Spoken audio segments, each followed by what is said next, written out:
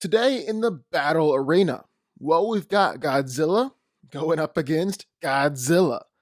Legendary Godzilla, the one from the Monsterverse, is going up against the weirdest Godzilla you're ever gonna see, Shin Godzilla. So who's coming out on top here? Who wins? Let's find out.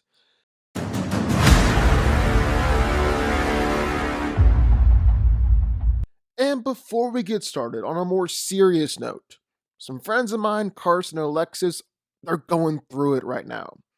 Alexis was diagnosed with breast cancer while she was in her second trimester and just gave birth to her little baby through emergency C section 8 weeks early. Everyone's good, everyone's healthy, but they still got a long road ahead of them, especially as they go through chemo and surgery. So I'm going to link their GoFundMe in the description. If you feel like you want to help, the link is down there.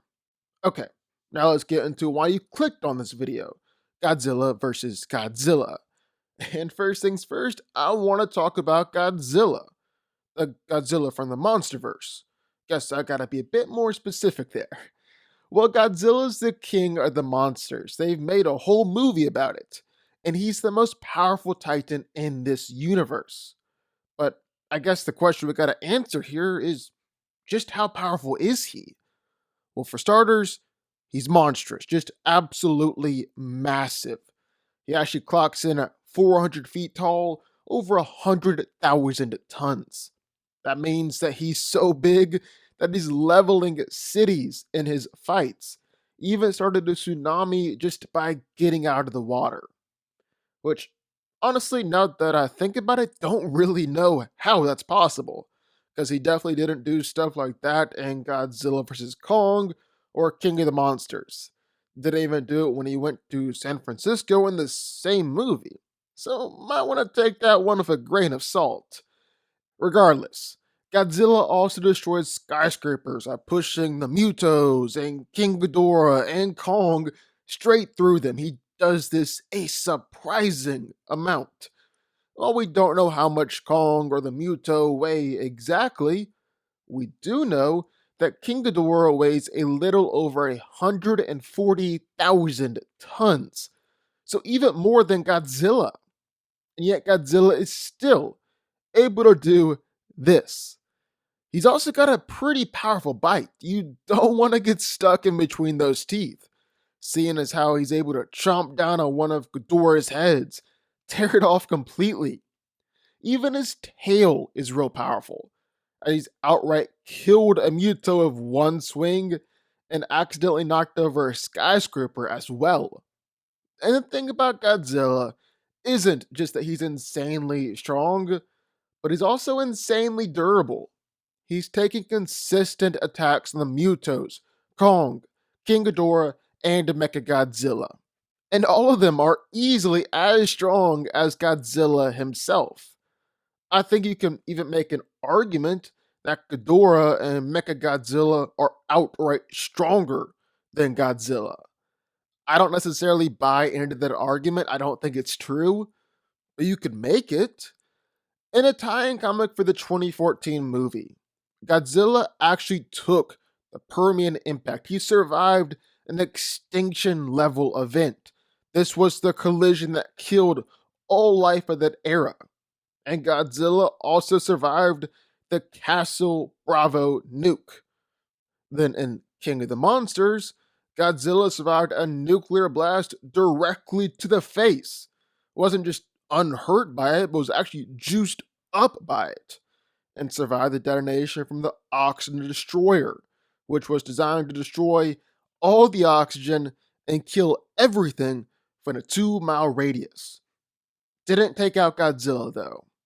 Also, just taking Mechagodzilla's energy beam and Ghidorah's gravity beams was impressive. Rodan was taken out in one shot. Mothra was killed by those blasts. Godzilla was able to take it just like everything else. And then there's Godzilla's own atomic breath. This ray is so powerful, it's able to kill the Muto and push around King Ghidorah. It's also just a stream of nuclear fire, so you can kinda assume it's gonna hurt. Probably burn you up a bit. Plus, it looks like the atomic breath gets more and more powerful with each and every movie, to the point where in Godzilla vs. Kong, Godzilla was able to use it to drill all the way down to the Earth's core. So, yeah, Godzilla's pretty powerful. But then there's the other Godzilla, Shin Godzilla. And here's the thing, Shin Godzilla is kinda unique among all other Godzillas, as he started out as some kinda prehistoric creature, just swimming around in the ocean, when he was horribly mutated by some nuclear radiation in the 1950s. And this is where it becomes a bit different, because along with that mutation comes a unique ability. Godzilla can rapidly change his DNA and adapt and evolve in pretty much an instant. He then spent 60 years living under the ocean until he got bored one day and decided to try and destroy Tokyo. So, over the course of the movie, Godzilla went through 4 different forms, all of which were distinct and some of which were very, very weird. I mean, just take a look at Form 1. It may or may not be just one giant tail. This time he was able to bust up the Aqualine tunnel and was supposedly hot enough to just start boiling the water around him. But that's kinda all we saw from him in Form 1. Form 2, well, it was kinda pathetic also. But bless him, he's just trying his best out there. This is the form where Godzilla was able to evolve to where it can walk on land. Because, fun fact, most every sea animal can't make it on land, not just because of the whole oxygen thing, but they're actually crushed by their own body weight. Well, now, Godzilla's out there strutting around on his 2 legs and just constantly throwing nasty juices all over the place with his gills. Here he was able to push around boats and push around cars, even destroy houses and knock over a building.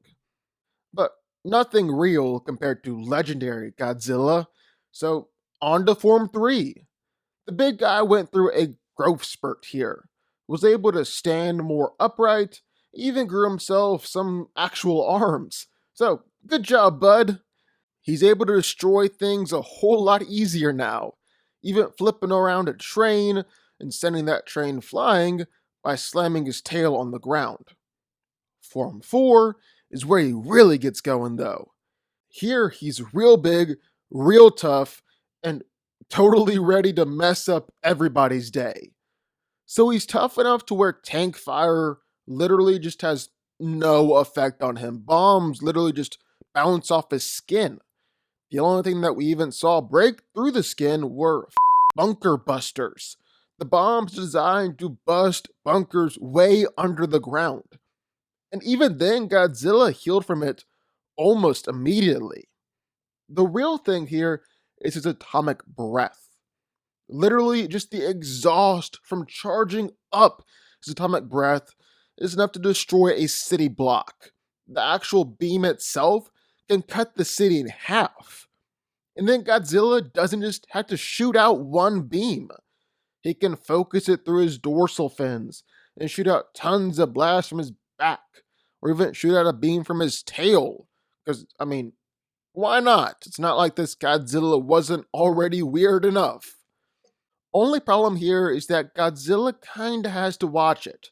He has to watch his atomic breath, because if he uses it too much, well, it's gonna cause him to run out of power, meaning he's gonna have to go into hibernation for a while in order to recharge.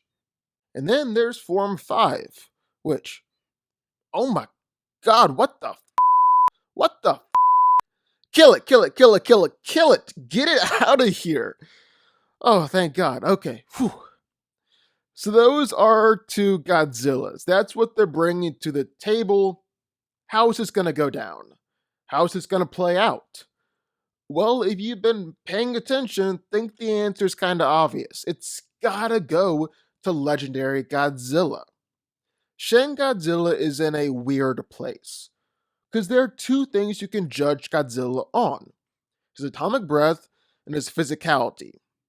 And Shin's atomic breath is super cool looking, but his physicality is really, really lacking.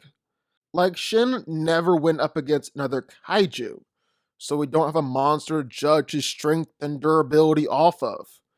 But he was able to knock over buildings and then got injured by the military. On the other hand, Legendary was able to manhandle and maul Mutos, Ghidorah, and Kong, so he's stronger on that front. But holy is he so much tougher? I'm talking taking Mechagodzilla's atomic blast point blank, taking nuclear bombs to the face, taking extinction level events tough. It's not just that Legendary is tougher or just on a different tier. It's like Legendary is so much better, they're so far apart that Legendary is basically in a different state, which means that Shin has got his atomic blast, but that's really the only thing he has going for him. But then, after Godzilla vs. Kong, Legendary is better in this area too. Godzilla was able to blast through to the center of the earth in just a few minutes in that movie. Shin Godzilla has nothing on that, which means that Legendary Godzilla is better in pretty much every way. He's bigger, he's stronger, he's tougher, he's faster, more experienced, more savage, got more powerful atomic breath, got everything you could want. And I think he's coming out on top here. Legendary Godzilla wins. But what do y'all think? I would love to hear your thoughts. Sound off in the comments down below. Who do you think wins this fight? Legendary Godzilla or Shin Godzilla? Also, be sure, hit that like button, hit the subscribe button, and turn notifications, join the DanCo army, and I will see y'all next time.